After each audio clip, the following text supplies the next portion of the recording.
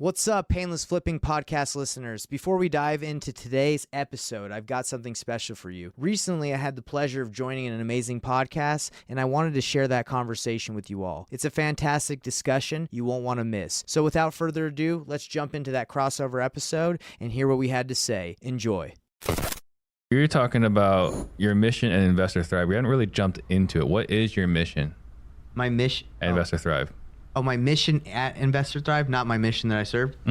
My mission at Investor Thrive is I want to help. I like real estate. I love real estate, but I want to help people in their personal lives more. That's like what I'm really interested in is like when I dive into these self-help books, like mindset, I believe that there's like a process and a system, just like there is in wholesaling for getting leads.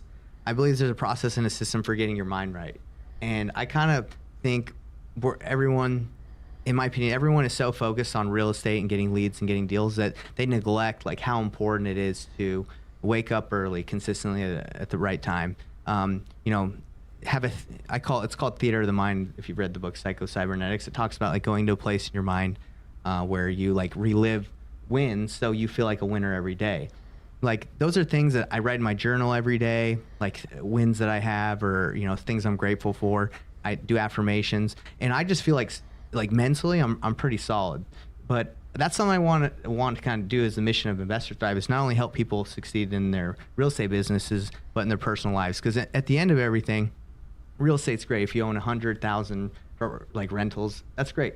But if your personal life, your relationship with your family, God, or religion, if you're into that, that's like, in my opinion, that's more important. That's why we're here. We're here in this life to develop relationships, help people, grow, give back. So that's the mission. It's a big mission. Anything you want to add to that? Just create an impact in people's lives, right? Help them to make the progress that they want, get to where they want, and not obviously do it for them, but be a help, an aid along the way. Yeah. I think what you're talking about is so important, because we're very tactical here. We try to be inspirational on this show. The first half, be inspirational. Yeah. And second half of the show, get really tactical, right? And it's a combination of inspiration and tactics. But we don't really talk as much about mindset, right? So I'm hoping the inspiration kind of helps people get through the mindset challenges, the things, the garbage, the noise that's inside their heads. Yeah. But I think like if the mindset's right, everything else works. Yeah. Right. Everything else clicks. And you were talking about kind of like the mission, like that helped you when you're on the mission is like you had not necessarily a routine, but you knew what you had to do every day. 100%. Like, so when you wake up and you don't want to make those dials or you don't want to go to work because your tummy hurts, your mind is right. You're like, hey, I'm not, and it's a slight edge, right? It's like, if I don't do this today, like I'm behind. I'm not. So I talk to a lot of, because I am coaching a little bit, and I talk to a lot of people who their mind's not right. It's like, if you want to do this business, this is just like any other business. This is a grind. In order to get your foot in the door, you got to work hard. So that 10 dials you made or that 20 dials, that's not going to get it done. You need 50 to 100 dials a day. You need to talk to 50 leads. Out of that, you can get a contract. So the mindset is something everyone talks about, because I talk to a lot of people too, and I'm like, what's the one thing you could tell people? And they say mindset. But my thing is, let's actually give people a process and like a system, like a schedule. Let's develop a schedule for every individual, so a routine, so you can actually get your mind right. That's what I want. I remember, going to Sean Terry's, Freedom event, and like the first day was mindset. I remember Patrick Precourt, someone I respect a lot. I got to know personally more recently, and he's talking about mindset. And me, right? I'm at this event. I was like, let's get over this nonsense. Like, let's get the tactics, right? Exactly. And for me personally, mindset's not much of a challenge for me, so I don't care about that stuff. Like, just give me the good stuff. Let me figure it out. Let me go apply, right? Like, why don't we spend more time on tactics and strategies? Yeah. But I've since learned, like 90+% of people need to fix the mindset before we can even discuss tactics and strategies, because tactics and strategies are relevant. We don't have the right mindset. Exactly what I find too. I mean, everybody, when you bring up mindset, you got to work hard. You got to change your mindset. Everyone just turns their brain off. They're like, yeah, dude, I've heard that on 100 motivational videos. And that's take massive action. Yeah. That doesn't really help anyone to be like, hey, you need to believe in yourself. That doesn't like when no offense to anybody that plays motivational videos, but when I hear them, I roll my eyes too. I'm like, this isn't doing anything for me. I don't need to hear about the guy who couldn't breathe underwater. That's a good one, right? But he's like, oh, if you want to fight as hard as you can breathe.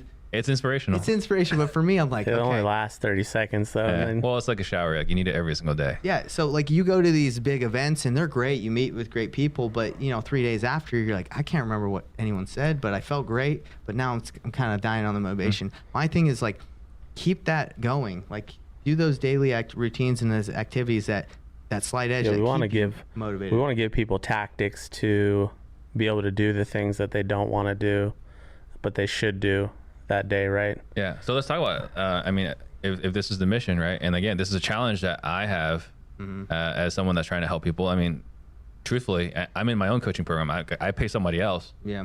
Who I just saw earlier is coming in, which is awesome for one of our episodes. But I'm paying somebody else, right, on mindset and coaching and everything else.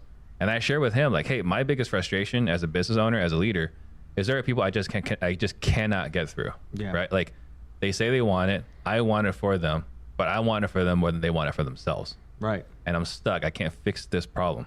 I hear you, man. So do you have a solution here? My solution for that would be like you present the formula, right? You like, for example, I had an acquisition guy and I presented him my daily routine that I kind of want to give to people, but you can give it to him and you can follow up, be like, hey, did you make your life plan? That's one of the things I've done. It's okay. Like I have a vision of what I want to accomplish in this life. So I can give that to you, but if you don't want to sit down for 30 minutes and think about what you want to write it out, I can't make you do that. So, for people that say they want it, maybe you could call them out and be like, hey man, like this is the formula. Like this is the outline to how you can achieve your goals. But if you don't even want to fill this out or stay consistent for a week of, writing down what you're grateful for, or how are you going to achieve it? I mean, what'd they say? A plan not written is only a wish or something? Yeah. It's a goal not written is only a wish, or yeah, a plan or something without a plan is just a dream. A goal without a plan is just a dream. Yeah, and that's the kind of same thing I feel like with people, their lives, they just, and I love my pops. My pops is great, but I think sometimes like back in the day, people just went through it, and that's okay. Like that's what they want. Like they go to job, but like for me, just different priorities. Different priorities, and that's totally cool. But if you want to achieve, if we want to make if you want to grow a business, right? Yeah, if we want to get $3 million this year, it's not going to happen from saying it on this podcast. It's going to happen from us going to break down how many leads we need, like reverse engineering. It's the same thing with your life. You want 10 rentals? Well, you got to get qualified for a mortgage. Yeah. You tell me like putting on the poster board and looking at it every day is not going to help.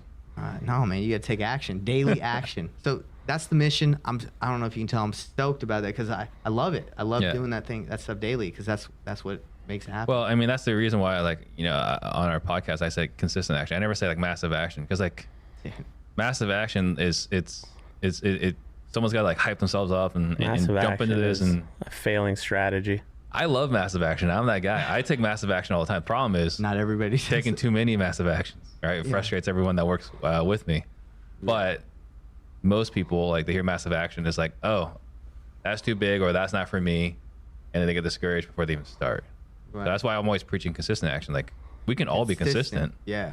Yeah, because the person who makes 5 offers a day every day and never quits doing that is going to get more deals than someone who makes 20 offers in one day and then takes a week-long break. Right. And that's kind of it's rusty when Monday comes back around. Yeah. Yeah. And that's kind of the issue I feel like with a lot of the wholesaling, like acquisition reps that you hire, like they'll go hard and then they'll get a check and they'll relax or they won't go as hard. It's like, nah, give me that VA, give me that virtual assistant. Maybe that it will be consistently on that phone on time every day, just working. Because that's how they're built. They're built to do that. It's more reliable, something you can count on. And we actually had this with our own team many years ago. Was that we had these guys, and they were responsible for this many dials a week. We've changed it right now; it's per day. But for a while, it was per week. And on Monday, it's like, hey, what happened last week? Okay, Tuesday, hey, are you gonna hit the phones? No, I'll make it up on Thursday and Friday. Hey, on Wednesday, hey, like where are we? It's like I will hit it this weekend. No one does. Or if they hit it on the weekend, they hit it once ever. Yeah, bro. And it never consistent. Well, real quick, I want to say this. So I learned consistency through door knocking too, because my last 2 years of knocking doors, I never zeroed out, which means you never go out on the doors from like 11 to 9 and not get a sale. And that was because I never stopped knocking doors. Like I would knock on doors, someone didn't answer, I'd keep going. If I made a sale, I'd keep going. Like I'd keep going door to door. Never took a break. I'd have like a granola bar, but I'd be eating while I'm walking. And the thing is, like, how did I do that? Like that's pretty impressive, I guess, in the door-to-door space to never not sell a door for every day that you went out. It's because the consistent door knocking is applied to anything you want. You want to be a boss at anything, lifting weights. Yeah, you lift those weights daily, baby. So I showed the during our quarterly planning for this coming quarter. Well, for the quarter we're in now, I showed our acquisitions guys like what we would have made if they would have each just made like 8 offers a day, and we would have like made like a little over $1 million in the quarter. You know, instead we made like right under 300K. Yeah. So like, it's just that little stuff. Like we could have made $1 million based off like how many offers we made that quarter, how many got accepted, how many we sold. We would have made $1 million just with like a few more offers a day. And I think when you go back to like how do you do that? I mean, I think that's the hardest thing ever. How do you keep people consistent? I think that's why people are successful and other people aren't, because they master the consistency and the Yeah, it's tough.